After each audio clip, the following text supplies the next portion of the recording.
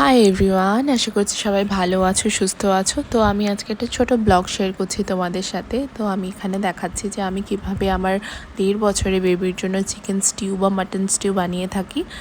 তো আমি আমার বেবির পছন্দ মতো সবজি এখানে নিয়ে নিয়েছিলাম, আর ওর জন্য কিছু চিকেনের পিসেস আমি আলাদা করে নিচ্ছিলাম।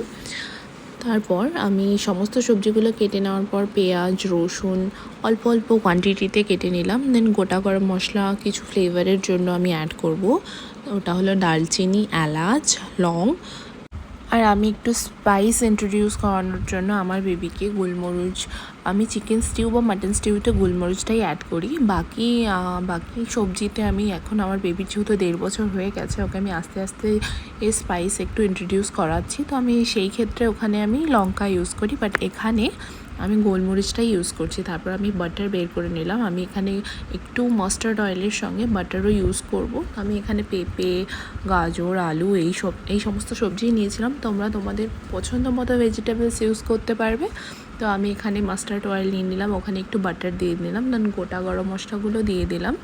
তারপর সেখানে আমার কেটে রাখা পেঁয়াজ, রসুন, গোটা গরম মশলা সব দিয়ে নিয়ে ভালো করে নেড়ে চেড়ে সমস্ত কেটে রাখা সবজি ওখানে দিয়ে নিতে হবে। তারপর চিকেনের পিসেসগুলো দিয়ে আর একটু লবণ দিয়ে এটাকে একটু ভাজা মতো করে নিতে হবে। দেন ওখানে একটু জিরের গুঁড়ো দেবো। আমি আমার বেবিকে শুধুমাত্র জিরের গুঁড়োটাই দিই। জিরের গুঁড়ো, হলুদ গুঁড়ো এগুলো দিয়েই ওর সমস্ত রকম সবজি আমি রান্না করি। অন্য কিছু কিন্তু কোনো মশলা আমি ওকে ইন্ট্রোডিউস করাই না। হ্যাঁ, যদি করানো থাকে গোটা মশলাটাই আমি ইউজ করি, বাট অন্য কোনো মশলা আমি দিই না, বাইরের প্যাকেট মশলা। দেন এটাকে ভালো করে নেড়েচেড়ে পরিমাণ মতো জল দিয়ে লিডটা লাগিয়ে 4টে হুইসেল বা 3টে হুইসেলের জন্য ওয়েট করতে হবে। একদম লো ফ্লেমে আপনাদেরকে হুইসেলগুলো দিতে হবে। তারপর এর মধ্যেই আমার বেবি উঠে গেল। দেন এই যে আমাদের মহারাজ উঠে গেল।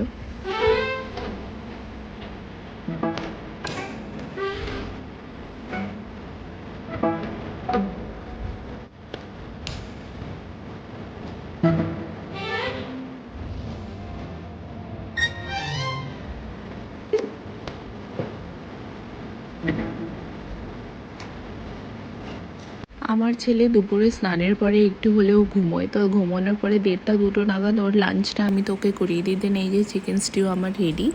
তো দেখে নাও, চিকেন স্টিউটা এরকমই আমি একটু পাতলা হালকা ঝোলের মতোই করি। 1.5 বছরের বেবিদের জন্য এতটুকুই মশলা আর এইরকমই খাওয়ানো উচিত আমার মনে হয়। তো আমার বেবির তো এটা খুবই পছন্দ, আমি এইভাবেই বানাই। তো তোমরাও জানাবে তোমরা কিভাবে বানাও।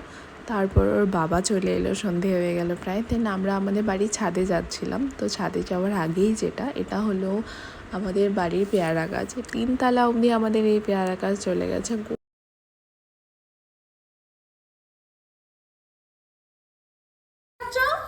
দেখাও আমাকে, একটু দেখাও। ইভান কি খাচ্ছ সোনা? খাইয়ে দেখাও, খাও খাও, হাম করো। দেখি না, হামটা করো। এই যে দেখো কত পেয়ারা, বাপরে বাপ, মিন্স পেয়ারাই পেয়ারা, গোটা গাছ, গোটা পাড়াকে দিতে পারবো এত পেয়ারা। তারপরে আমরা আমাদের 3 তলা ছাদে চলে গেলাম, যেখানে আমাদের ঠাকুর বাড়ি, আমাদের ঠাকুর, আমাদের মহাদেব, মনসা সব রয়েছে। এই যে আমার ছেলে আমার মায়ের গাছগুলোতে সব জল দিয়ে দিচ্ছে।